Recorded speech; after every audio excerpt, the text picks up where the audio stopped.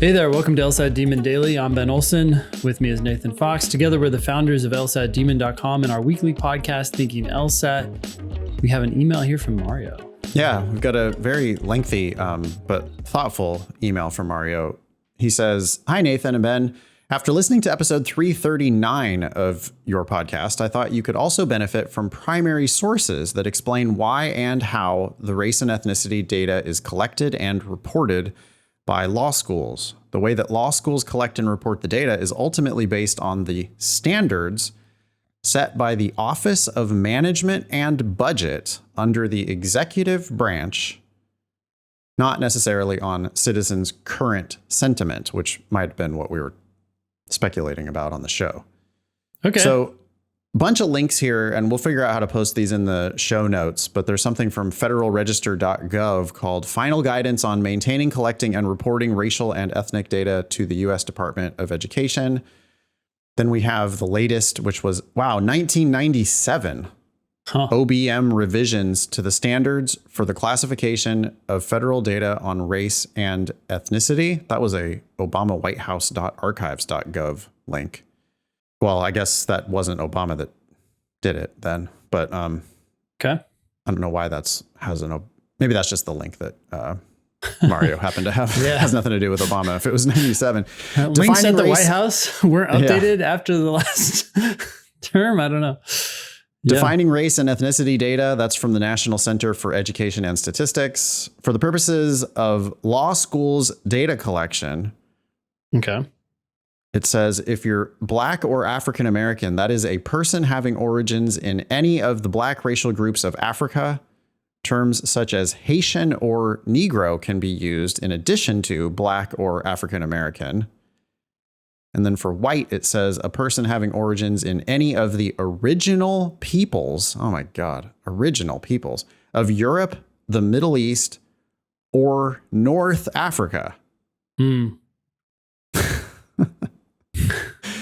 That's what we were talking about. We were talking about Egypt, right? We were talking about North Africa. Yeah. So the data might not reflect an individual's actual race and ethnic identity, as Quinn pointed out. My interpretation is an applicant who represents that they are Hispanic or Latino and Black or African American will just be reported as Hispanic of any race.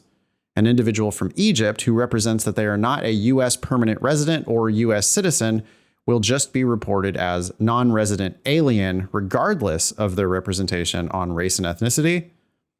The standards, in effect, explain why the latest ABA 509 report from Harvard Law says that only 11 out of 594 individuals who graduated from Harvard Law in 2021 have two or more races. Okay.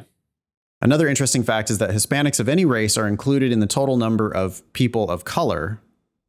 So you could be Hispanic, Caucasian, person of color. Fortunately, the current administration is reviewing and revising the standards. And then we have a link here. This was June 15th, 2022, called Reviewing and Revising Standards for Maintaining, Collecting, and Presenting Federal Data on Race and Ethnicity by Dr. Karen Orvis, the Chief Statistician of the United States. Damn. So it's a statement about what Dr. Karen Orvis is working on. Okay.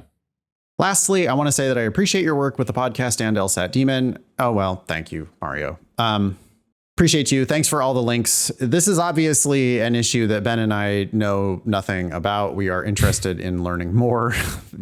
All of the listeners continue to shed light on this issue. What do you think, Ben? The classifications are what they are. I don't know.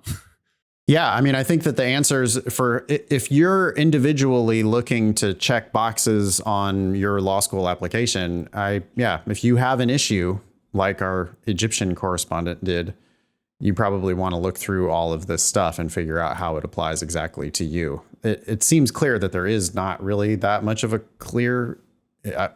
I don't think it's possible for us to educate ourselves so much that we're able to just answer questions for people. It seems like they're going to have to go look at this stuff and answer their own questions. What boxes to check on what application. And how many people make mistakes on these boxes anyway? So how much does this matter?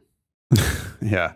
Please don't take that as a license to purposely make a mistake, because I'm not saying that. I'm just saying, like, if someone's, losing sleep over it, it's probably okay to just do what you think is probably your best fit and then move forward. Like, I don't want you to get stuck on a box. Yeah. When you're applying to school. When I'm assembling stuff for my taxes every year, I am reminded of, that study that they did where they gave like 20 CPAs the exact same tax filing, and they got back 20 different numbers.